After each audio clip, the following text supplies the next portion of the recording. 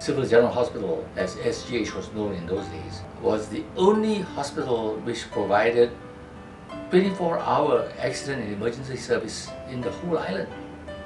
And I remember that when we were on roster duty, and this would happen almost once every 10 days, we would start off at 8 o'clock in the morning of that day and wind up right up till 8 o'clock the evening of the next day. But it was the most exciting work. It was the emergency work. Things come and go very quickly. There were never enough beds. One unusual night I did 13 appendectomies.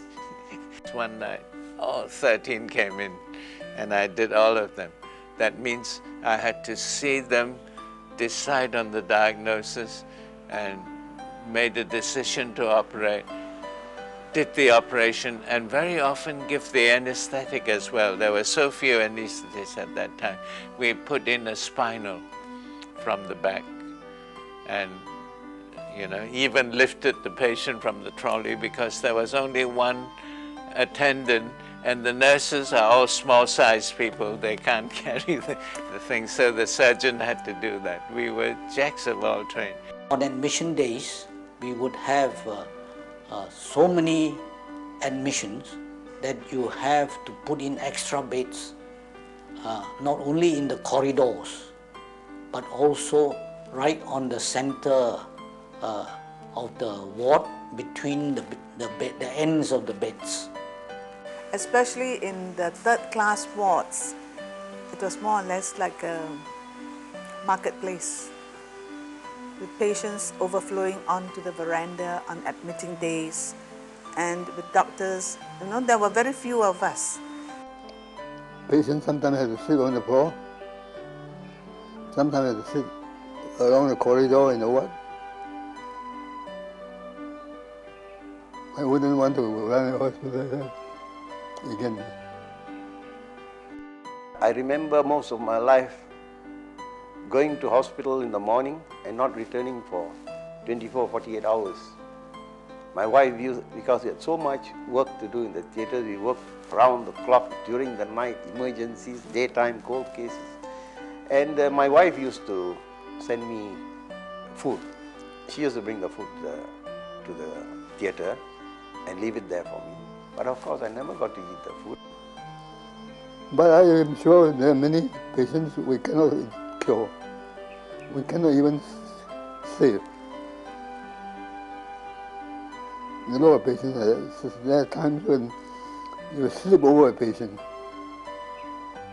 because you're past how to deal with it. And you think and think and think and think.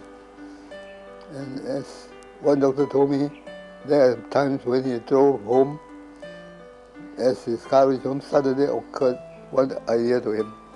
And he turned his car and go back to the hospital. I could believe that, because I've done the same thing. But I learned a lot from the patients, how they handle their grief. I remember one instance, which I probably shall remember till I die.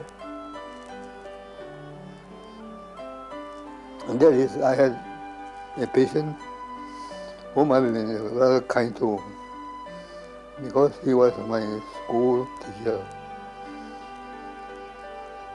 And I used to renew his acquaintances. And he also saw me out every time he gets sick. And it went on until one day he sent his daughter to see me, very ill. And I saw the daughter very ill, very puzzling case. And so treated her. But she got worse and worse, worse and worse. I called in other people to consult. It's still worse, no big difference. One day he died. I was saying to myself, how am I going to face this man who has been trusting me for so many years, and who thinks I'm going to save his daughter. When I went to the ward, this man was there.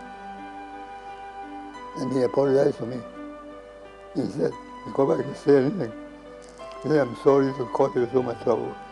I know you've done your best.